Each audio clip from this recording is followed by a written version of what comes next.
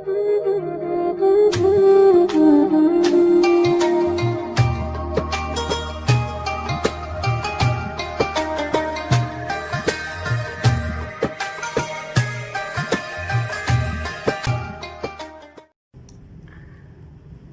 উদ্দেশ্যে একটা কথা এটাই বলতে হয়, আজকে আমরা যত বড় মানুষগুলোকে দেখি, যত বড় মানুষ, বড় বলতে এখানে দুনিয়াই বড় না, যারা জান্নাতের মেহমান হয়েছেন, এই সবগুলো বাপদের অবদান না, মাদের অবদান। আবু সালেহ মুসা জঙ্গি রহমতুল্লাহ আলাইহি তার পরম প্রিয় স্ত্রী হযরতে ফাতেমা আব্দুল কাদের জিলানী রহমতুল্লাহ আলাইহির আম্মা যান, তার ব্যাপারে কি পাওয়া যায়? তার ব্যাপারে যেটা পাওয়া যায় সেটা হলো, যখন আবু সালেহ মুসা জঙ্গি রহমতুল্লাহর সাথে বিয়ে দেওয়া হয়, তখন তাকে কয়েকটা গুণের কথা বলা হয়। আম্মা জানরা ভালো করে শুনেন, আজকে আমরা এই ব্যাপারে অনেক দুর্বল, অনেক দুর্বল। আরো একটা বিষয় বড়ই ভয় লাগে, আজকে এমন বক্তার আবির্ভাব ঘটেছে যারা বলে মুখ খোলা রাখলেও পর্দা হবে। এখান থেকে এই সবকটা মা বোনদের নিতে হবে, আমাদেরও সতর্ক হতে হবে। তার বাবা যখন বিয়ে দেয়, তখন তাকে বলে, আবু সালেহ মুসা জঙ্গি আব্দুল কাদের জিলানী রহমতুল্লাহ আব্বাজানকে বলা হয় যে আমার মেয়েকে আপনি বিয়ে করবেন, আমার মেয়ের কয়েকটা বৈশিষ্ট্য আছে। কি সেই বৈশিষ্ট্য? আমার মেয়ে ন্যাংরা, আমার মেয়ে খোড়া, আমার মেয়ে কালো, এরকম অনেকগুলো গুণের কথা বলেছে। এগুলো কি গুণ না বদগুণ? বদগুণ। আবু সালেহ মুসা জঙ্গি রহমতুল্লাহ আলাইহি ওনাকে যখন বিয়ে শাদী হয়ে গেল, তারপরে বলা হলো যে এই রুমে আপনার স্ত্রী অপেক্ষা করছে, আপনি এই রুমের মধ্যে প্রবেশ করেন। যখন সে রুমের মধ্যে প্রবেশ করে, সাথে সাথে যখন দেখে একটা পরম প্রিয় সুন্দরী, মানে যার পরনে এত সুন্দর হতে পারে, সারা ঘরকে আলোকিত করে ফেলেছে, এত সুন্দরী, তিনি দেখে সাথে সাথে পেছন দিক দিয়ে দৌড় দিয়ে গেট পর্যন্ত চলে গেছে। আবু সালেহ মুসা জঙ্গি রহমতুল্লাহ যখন চলে গেছে, তখন তার শ্বশুর আব্বা গিয়ে তাকে পেছন থেকে জাপটে ধরেছে। কি হয়েছে, তুমি এত পেরেশান কেন, কি বলো, কি সমস্যা? আপনি জানেন না যে আমি খুব চেষ্টা করি নিজের ঈমানকে বাঁচানোর জন্য, গুনাহ থেকে বেঁচে থাকার জন্য। আজকে গুনাহ থেকে বাঁচবো বলেই তো আমি আপনার 12 বছর আপনার গোলামি করলাম, যে আমি অন্যায় করে যে ফলটা খাওয়া আমার জন্য অপরাধ না, এটা আমিও বুঝি। একটা এরকম ফল যেগুলো খাইলে পরে মালিক আপনাকে ধরপাকড় করবে না, সাধারণত সবাই খায়, রাস্তার ধারে একটা গাছ পড়ে থাকে, বাচ্চা কাচ্চারা খায়, এটা যদি কেউ খায় গুনাহ হবে না, এটা কিন্তু গুনাহ না। কিন্তু মালিক যদি ঘিরে রাখে আর আপনি সেটা চোখ খেয়ে গিয়ে যদি খান, তাহলে কিন্তু গুনাহ। মালিক বোঝায় যে তুমি খাইও না, আমি তোমাকে অনুমতি দিচ্ছি না।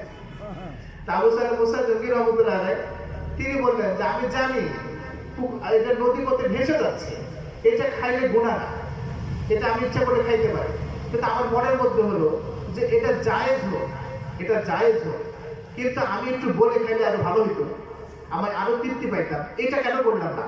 এই বছর এই জন্য তো 12 বছর গোলামি করলাম।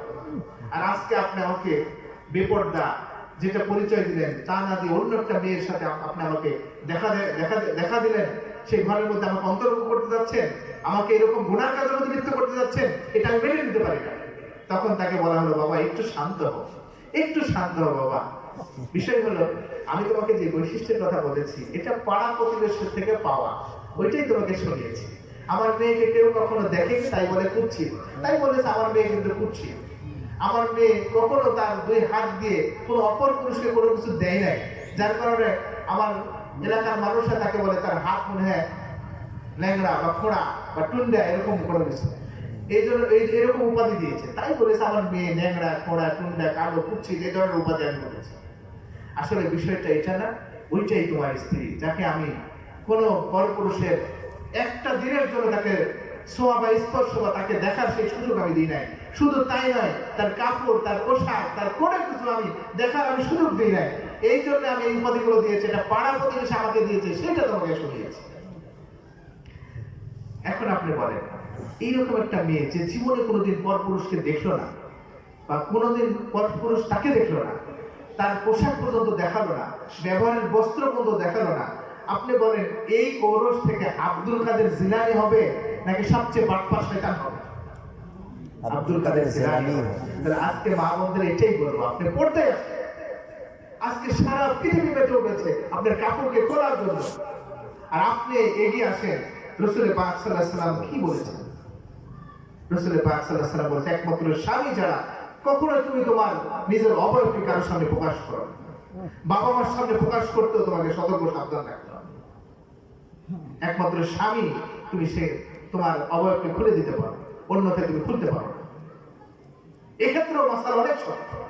যদি তুমি জানো যে তোমার আপনজন যার সাথে দেখা করা যায় কিন্তু তার আচরণ তার স্বভাব ভালো না, তার সামনে তুমি পর্দা করো। এর চেয়েও কঠিন, মেয়েদের কাছে কোনো পর্দা নেই, কিন্তু তুমি যদি জানো এই পাড়ার মেয়েটা তোমাকে দেখে গ্রামে গ্রামে বলে বেড়াবে যে এই মেয়েটা বড় হয়ে গেছে, তার দেহ এরকম হয়ে গেছে, তার স্বভাব এরকম হয়ে গেছে, তার চেহারা এরকম হয়ে গেছে, ওই মেয়ের সামনেও পর্দা করা তোমার ফরজ।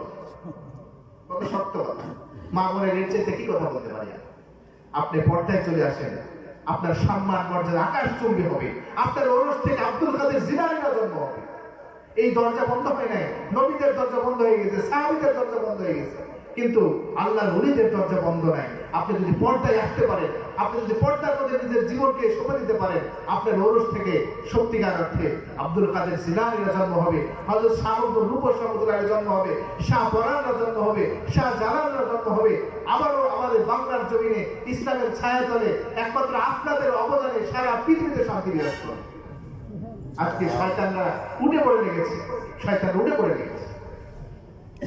কি করে উল্লঙ্ঘ করা যায়, কি করে কাপড় করা যায়, কোন পরিস্থিতিতে কিভাবে, কত স্লোগান দিয়ে রাখতেছে, কত সুন্দর কথা। আশ্চর্য হতে হয়, তোমাকেই খুঁজতেছে বাংলাদেশ। এই কথা বলে আপনার সেই পর্দাশীল মেয়েটারে একটু সুন্দর সুরে গান গাইতে পারে, বাস তাকে কি করে স্টেজে নিয়েছে, কেমনে পরপুরুষ তারা সাজায় দেয়, কেমনে তারা লিপস্টিক দিয়ে দেয়, কেমনে তাকে ফেস পাউডার দিয়ে দেয়, পুরুষ মানুষ তারা সাজায়। অনেকে কথা বলেছে ওদের এমন অবস্থা, বড় আশা করে সেখানে গিয়েছে, দেখে এইরকম অবস্থা, কাপড় খোলার তালে থাকে। এগুলো তো শয়তান, তারা চায় আপনার কাপড় খুলে দিতে, আপনাকে সবচেয়ে নর্দমায় ফেলে দিতে, আপনার ওরসটাকে অপবিত্র করে দিতে। চিরতরের জন্য ভালো একটা সন্তান পাবেন, যে সন্তান আপনার জন্য সম্মান মর্যাদা বয়ে আনবে, সারা পৃথিবীতে আলোচনা দেবে, সমাজের মধ্যে আপনার চোরাও আসবে, সেই দরজা বন্ধ করে দেওয়ার জন্য শয়তান উঠে পড়ে নিয়েছে। আপনাকে তার সাথে তাল মেলাতে চলবে না। আজকে আমরা বোরকা পরি, এখানে একটা বিষয় বলে রাখা খুবই দরকার, সেটা হলো আমরা অনেকেই মনে করি এটা, এবং আমরা এটা বলিও, চায়ের দোকানে গল্প করে সামনে দিয়ে একটা মেয়ে বোরকা পরে হেঁটে যায়, আমরা বলি মেয়েটা পর্দা করে, মেয়েটা ভালো, অমুকের পর্দা করে। আর সে ওইটা শুনে খুব আনন্দ পায় যে আমি পর্দা করি। এটার নাম পর্দা, এটার নাম বোরকা। এটাও পর্দার একটা অংশ, এটার নাম পর্দা না। ওইটার নাম পর্দা আপনার যার সাথে বিয়ে হয়েছে, তার ছোট ভাই আছে, তার বড় ভাই আছে, কোশ্চিনকালে তার সাথে দেখা হওয়া যাবে না, এক মুহূর্তের জন্য না। বাড়ির মধ্যেও পর্দা, বাড়ির বাইরেও পর্দা। আজকে আমরা ওইটাকেই পর্দা বলি। যখন রাস্তায় বের হয় তখন দেখো বোরকা পরে না, তাহলেই মেয়েটা পর্দা হয়, বাস মেয়েটা অনেক ভালো। অথচ বাড়ির ভিতরে তার নিজের আত্মীয় স্বজনের সাথে সরাসরি দেখা, সরাসরি সাক্ষাৎ, সরাসরি কথাবার্তা, আর বলছি মেয়েটা পর্দা করে। তো বাড়ির বাইরে কতটুকু থাকে একটা মেয়ে, বাড়ির ভেতরেই তো সবসময় থাকে, সেখানে পর্দা সবচেয়ে জরুরি। ভেতরের পর্দা যদি আপনি এনে দিতে পারেন, বাইরের পর্দা আপনাকে আনতে হবে না, ওই মেয়ে নিজে থেকে নিয়ে নেবে। আমি যখন ভেতরে, আমি আমার দেবরের সাথে দেখা করি না, আমার ভাসুরের সাথে দেখা করি না, আমার চাচাতো মামাতোর সাথে দেখা করি না, আমার খালাতোর সাথে দেখা করি না, তখন তাকে বলে দিবে তুমি বাইরে তাকে কেমনে দেখা করতে পারো, যেখানে আপনজনদের সাথে তুমি দেখা করো না। আজকে আমরা বলে দিই যে মা যখন বাইরে যাস কমপক্ষে তখন বোরকাটা করিস। ভালো, আলহামদুলিল্লাহ, এটাও ভালো, কিন্তু এটার নাম কিন্তু পর্দা, এটার নাম বোরকা, এটাও পর্দার একটা অংশ। আমি এই জন্য সচেতন করে দিতে চাই যে আমরা একেবারে ভেতরে এবং বাইরে রাসূল পাক সাল্লাল্লাহু আলাইহি সাল্লামের আদর্শ দিচ্ছি। রাসূল পাক সাল্লাল্লাহু আলাইহি আদর্শ কি, তিনি কেন সারা পৃথিবীর মধ্যে এত শ্রেষ্ঠ হলেন, সবচেয়ে শ্রেষ্ঠ কেন হলেন? মাইকেল এইসহার্ট তিনি তার বইয়ের মধ্যে প্রথমে 1000 ব্যক্তিকে তিনি এক জায়গায় নিয়ে আসলেন যে 1000 ব্যক্তি আমার কাছে শ্রেষ্ঠ, কে এত বড় বই তো কেউ পড়বে না। তো সেখান থেকে বাছাই করে তিনি নিয়ে আসলেন কমাইতে কমাইতে কমাইতে 100 জন। এই 100 জনের মধ্যে থেকে আমি চিন্তা করলেন এই 100 জন তো সবচেয়ে শ্রেষ্ঠ বানালাম, এর মধ্যে সর্বপ্রথম সিরিয়াল কাকে দেব? তিনি সিরিয়াল দিতে গিয়ে তিনি একটা জিনিস চিন্তা করলেন যে এখানে কোন পরিচয়ে সবচেয়ে বেশি নাম্বার দেওয়া যায় কাকে। সবার জীবনী পড়ে তিনি তালাশ করে দেখলেন একমাত্র রাসূল পাক সাল্লাল্লাহু আলাইহি ওয়াসাল্লাম তার জীবনীতে পাওয়া যায় তিনি বাহিরেও যেমন ভেতরেও তেমন, ঘরেও যেমন বাইরেও তেমন, রাস্তায় যেমন ঘাটেও তেমন, সব জায়গায় তিনি একই রকম, একই মনের মানুষ, একই আমানতদারি, একই সত্য কথা বলেন, একই রকম ভাবে কথা বলেন, একই ব্যক্তিত্ব নিয়ে চলেন। এর দ্বিতীয় কোনো ব্যক্তিকে খুঁজে না পায় তিনি এক নম্বর সিরিয়ালে রাসূল পাক সাল্লাল্লাহু আলাইহি ওয়াসাল্লামকে দিয়ে দিয়েছেন। সেখান থেকে আমাদের আদর্শ নিতে হবে। আমাদের মা বোনদের, আমাদের স্ত্রীদের আমরা ভেতরের পর্দা করাই না, বাইরের পর্দা খুব মজবুত। অনেকের বাইরের পর্দা খুব মজবুত, এইটার না পর্দা। আর পর্দা কাকে বলে? মুখ খুলে পর্দা হয়। তাহলে ওই হাদিসটা কিভাবে নিবেন? রাসূল পাক সাল্লাল্লাহু আলাইহি ওয়াসাল্লাম তার স্ত্রীদেরকে নিয়ে বসে আছে, উম্মে মাকতুম একজন অন্ধ সাহাবী দূর থেকে আসতেছে। হুজুর পাক সাল্লাল্লাহু আলাইহি ওয়াসাল্লাম বললেন, তোমরা তাড়াতাড়ি ভিতরে চলে যাও, তোমরা ভিতরে চলে যাও। তখন উম্মাহাতুল মুমিনিন রাসূল পাক সাল্লাল্লাহু আলাইহি ওয়াসাল্লামের স্ত্রী তারা বলল, হুজুর সে তো দেখে না, সে তো অন্ধ, আমরা তো চিনি তাকে, উম্মে মাকতুম। সে দেখে না, তোমরা দেখো না, তোমরা তো দেখো। এই হাদিস কোথায় নেবেন আপনি? এই হাদিসটা কোথায় নেবেন? তাহলে কি করে মুখ খোলা যায়?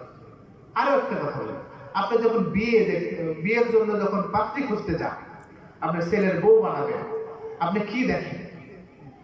আপনি মেয়েটার কি দেখেন? আপনি সর্বপ্রথম কোনটা আপনি দেখা জরুরি হয়ে পড়ে? মুখটাই দেখা জরুরি হয়ে পড়ে না? তো সেইটাই যদি খুলে রাখে, পরটা কি করে হলো? কোন যুক্তিতে আসে? কেমনে কথা বলতে পারে বক্তা সাহেব? কি লেখাপড়া করেছে? কি করে এই কথাটা বলতে পারে যে মুখ খুললে পর্দা হয়ে যাবে? কিভাবে এটা সম্ভব? যারা করেন না তারা যদি মনে করেন যে এটা আমি গুনাহ করছি, সেটা ভিন্ন ব্যাপার। তো মাসালা জায়েজ করতে যাবেন না, তাহলে ঈমান থাকবে না। অনেকেই মনে করে যে হুজুর যতই বলো ওইটাই ঠিক, তাহলে ঈমান থাকবে না। কারণ আপনি নাজায়েজকে জায়েজ বানাতে চান। হ্যাঁ, আপনি করেন না, ঠিক আছে, কিন্তু গুনাহ মনে করেন, আপনাকে ধন্যবাদ জানাই। আল্লাহ তাআলা কখনো হয়তো আপনাকে পর্দার পরিবেশ আসার সুযোগ করে দিন। কিন্তু আপনি যদি কোনো গুনাহকে জায়েজ করে ফেলেন, কোশ্চিন করে আপনার তওবার সুযোগ হবে না, কারণ আপনি সেটাকে তো জায়েজ করে করেছেন। এজন্য যে সকল মা বোন এখনো করেন না, চেষ্টা করেন পুরা পর্দার পরিবেশে চলে আসার। আল্লাহ তাআলা আপনাদের যে সম্মান মর্যাদা দিবে, এই আকাশচুম্বী সম্মান সারা পৃথিবীতে শান্তি বিরাজ করবে। মা বোনদের জন্য এটাই সবচেয়ে বড় আমার। দ্বিতীয় একটা ঘটনা বলি, আশা করি খুব গুরুত্ব দিয়ে শুনবেন। এক মা তার এক সন্তান সবে মাত্র শৈশব পেরিয়েছে, যৌবনে পদার্পণ করেছে। বিশাল এক রক্তক্ষয়ী যুদ্ধ, ইসলামের পক্ষে বিপক্ষের শক্তির যুদ্ধ। ইসলামের পক্ষে তার মা সেই সন্তানকে যুদ্ধের প্রধান কমান্ডার অফ চিফ বানিয়ে দিয়েছে। বাদশাহ স্ত্রীর কথা মতো তার সন্তানকে কমান্ডার অফ চিফ বানিয়ে যুদ্ধের প্রধান কমান্ডার, প্রধান সেনাপতি বানিয়ে পাঠিয়ে দিয়েছে। কিন্তু বাদশা পেরেশান, আমার ছেলে তো যুদ্ধ করে নাই, যুদ্ধাস্ত্র হাতে নেয় নাই, সে তো যুদ্ধের ব্যাপারে পারদর্শী না, আজকে তাকে এই পদ দিয়ে পাঠানো হলো, কি না কি হয়েছে? কিনা আমার জন্য তো অসম্মান। যদি সে হেরে যায় তাহলে আমার বাচ্চাই থাকবে, আমার ইজ্জত থাকবে, আমার সম্মান থাকবে। এই চিন্তা করতেছে, সে খুব চিন্তা করতেছে। মা বোনটা খুব ভালো করে শোনে, একজন সত্যিকার অর্থে দিনদার মায়ের কত দরকার, কত দরকার। বাচ্চা পেরেশান হয়ে বাসায় ফিরেছে। এবার স্ত্রীদের কান্ত পেরেশান যখন স্বামী থাকে, নেককার স্ত্রী, ভালো মেজাজের স্ত্রী, তাদের কাজ হলো যখন স্বামী পেরেশান হয়ে বাসায় ফিরে, তখন তাদের কাজ হলো তাকে সান্ত্বনা দেওয়া। আগে তাদের উচ্চবাচ্য না করা, বেশি কথাবার্তা না আগানো। বাচ্চা যখন ফিরেছে, কি ব্যাপার এত পেরেশান, কি ব্যাপারে এত চিন্তিত? আমার একটা আনাড়ি ছেলে, সবে মাত্র সে যৌবনে পদার্পণ করেছে, যুদ্ধ সম্পর্কে জানা নাই, কোনো কৌশল জানে না, তাকে প্রধান সেনাপতি বানায় পাঠানো হলো। আমার তো বেইজ্জত নিশ্চিত হয়ে যাবে। আপনি নিশ্চিত থাকেন, আমার ছেলে বিজয় অর্জন করে, বিজয়ের পতাকা নিয়ে ইসলামকে উদ্দিন করে আবার তিনি পুনরায় ফিরে আসবেন। এই কথা বলার সাথে সাথে বাদশা, সাধারণত স্ত্রীরা সত্য বলুক মিথ্যা বলুক, স্বামীরা কিন্তু অনেকটাই স্ত্রীকে যদি ভালোবাসে দিল থেকে, তো মিথ্যা কথা বললে অনেকটা সান্ত্বনা পেয়ে যায়। তো বাদশার মনে যদিও বিশ্বাস হয় না, তবুও যদি স্ত্রী বলেছে সে বিশ্বাস করেছে, একটু সান্ত্বনা পেয়েছে। আচ্ছা ঠিক আছে, তাই হলো, বিশ্বাস করলাম, চিন্তা করবো না। এরপরে যখন সে পরের দিন বাইরে গেছে, রাজ সিংহাসনে বসেছে, তখন তার একজন গুপ্তচর সেনাপতি সে এসে মানে সিআইডি দূত, সে এসে বলে, বাদশা আপনার ছেলে তো হেরে গেছে, সে পালিয়ে আসতেছে, ইসলাম আজকে হেরে গেল আপনার ছেলের কারণে। বাদশা তো পেরেশান, আবার বাসায় ফিরেছে। ফিরে এসে বলে যে তুমি তো আমাকে সান্ত্বনা দিলে আমার ছেলে জিতবে, তার হাতে ইসলামের পতাকা উড্ডীন হবে, অথচ আজকে কি শুনলাম, আমার সেই গুপ্তচর সেনাপতি সে এসে বললো যে আমার ছেলে ভেগে আসতেছে, পালিয়ে আসতেছে, আমি ইজ্জত এই সম্মান কেমনে রাখবো, আমি কার সামনে মুক্তা করবো বলো। আবার সেই স্ত্রীর সান্ত্বনা, কি সেই সান্ত্বনা, এত শক্তি নিয়ে, এত আশা নিয়ে বলে আপনি সেনাপতি যে কথা বলেছে একেবারে ডাহা মিথ্যা কথা বলেছে, আপনি বিচার করবেন না, সে সম্পূর্ণ মিথ্যা কথা বলেছে। কি বলো, সে ওখান থেকে দেখে এসে বলতেছে আর তুমি না দেখে বলো মিথ্যা কথা বলতেছে।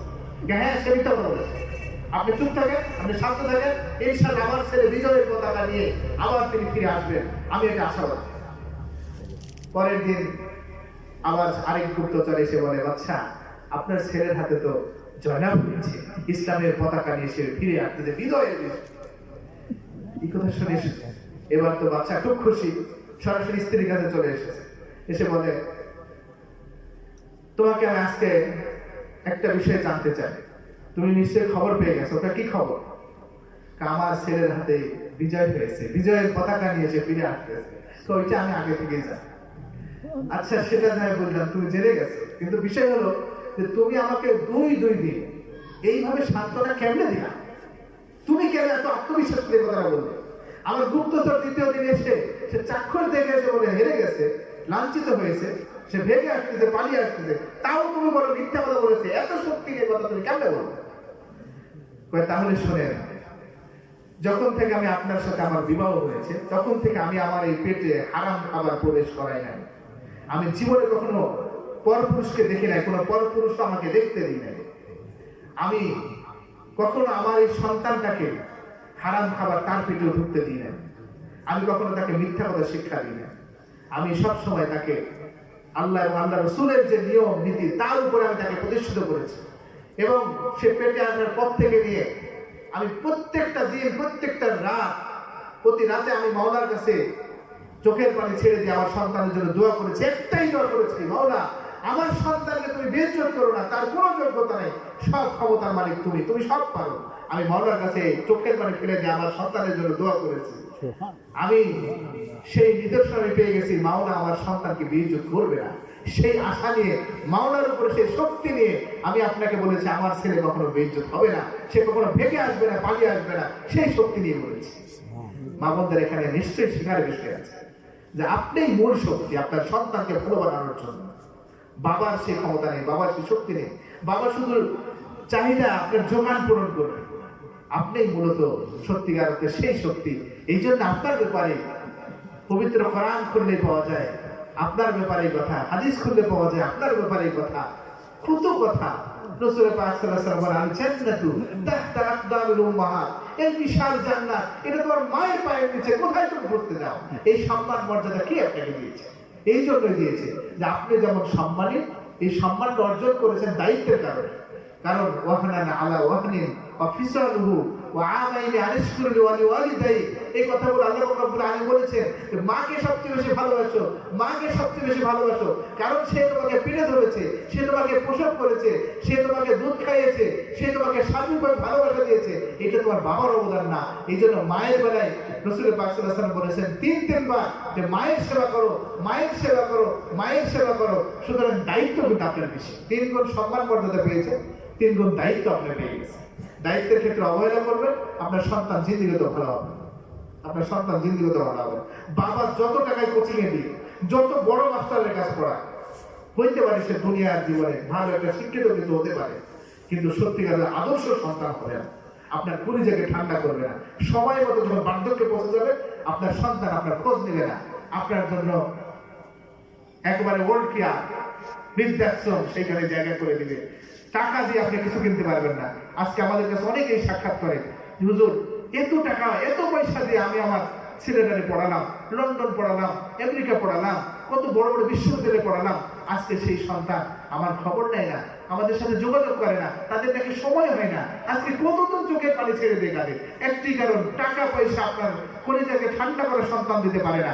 একমাত্র দিতে পারে আপনি যদি আপনার স্ত্রীকে সেইভাবে যদি সুযোগ করে দিতে পারেন, আর আপনার স্ত্রী যদি সন্তানকে সেভাবে সময় দিতে পারে, সেই সন্তান সত্যিকার অর্থে আপনার কলিজাকে ঠান্ডা করে দিবে, সমাজকে সুন্দর করে দিবে, সমাজের মানুষের কাছে আপনার মাথা, আপনার সম্মান উজ্জ্বল করে দিবে।